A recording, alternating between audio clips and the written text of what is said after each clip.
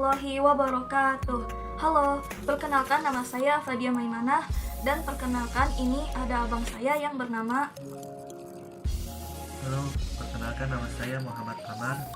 Hai semuanya, selamat datang di podcast Ngobrol Santai. Tempat kita ngomongin hal-hal kecil yang sering kejadian di rumah, tapi kadang bisa bikin salah paham.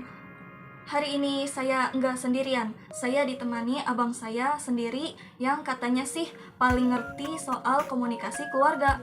Waduh, belum mulai aja udah dikasih ekspektasi yang tinggi. Tapi oke deh, kita bahas bareng. Soalnya topik ini relate banget. Komunikasi dalam keluarga sering banget ya, satu rumah tapi malah susah nyambung. Iya, kayak hal sepele aja bisa bikin ribut. Misalnya, aku cuma bilang, "Bang, nanti jangan lupa angkat jemuran ya, jam 5." Terus abang jawabnya, "Iya, nanti." Ternyata nantinya beda jamnya. Aku mikirnya tuh jam 5, abang mikirnya jam 6. Haha, iya, itu klasik banget. Padahal maksudnya sama-sama baik, tapi interpretasinya beda. Dan itu sering banget terjadi di keluarga karena kita merasa udah sama-sama kenal, jadi jarang klarifikasi. Padahal justru karena terlalu akrab, kadang kita jadi males menjelaskan lebih detail. Nah, iya, dan akhirnya malah muncul miskomunikasi. Padahal satu rumah, tapi rasanya kayak beda aja frekuensinya gitu. Terus menurut abang, secara teori komunikasi gimana sih? Kalau mau dijelasin pakai teori, ini nyambung banget sama teori konteks tinggi dan konteks rendah. Jadi gini, di budaya konteks tinggi kayak keluarga Indonesia, banyak makna yang enggak diucapkan langsung. Kita sering pakai kode nada suara atau ekspresi buat menyampaikan maksud. Oh, jadi kayak waktu ibu kita ngomong terserah kamu, padahal artinya bukan terserah, tapi jangan dilakuin.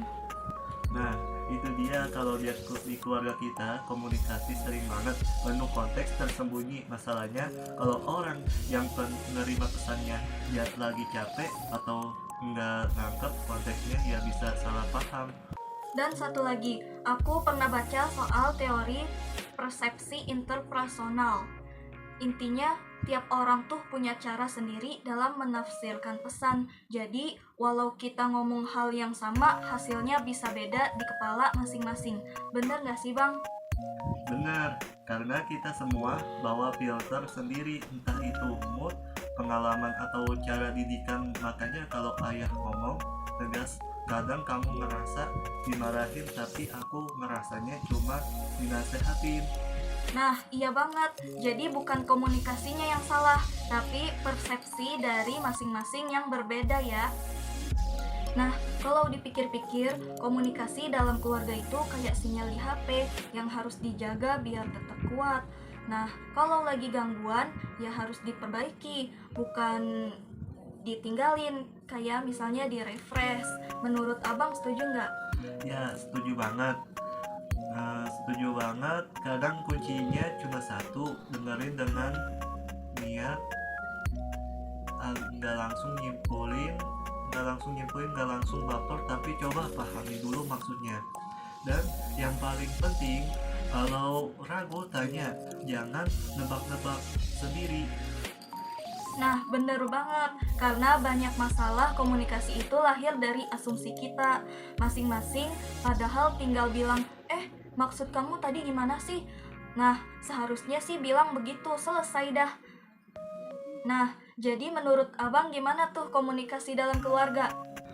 Jadi, komunikasi dalam keluarga itu sebenarnya hal yang sederhana, tapi sering disepelekan. Padahal kalau dijaga baik bisa jadi fondasi hubungan yang kuat banget. Nah, betul banget. Jadi buat yang sering salah paham di rumah, mulai sekarang coba deh ngomong lebih jelas dan dengerin lebih sabar. Karena komunikasi itu bukan cuma soal bicara, tapi juga soal mengerti. Iya kan, Bang? Nah, iya, itu baru adekku. Nah, oke, terima kasih udah dengerin ngobrol santai. Semoga setelah ini kamu bisa ngobrol sama keluargamu dengan lebih tenang dan lebih nyambung. Wassalamualaikum warahmatullahi wabarakatuh.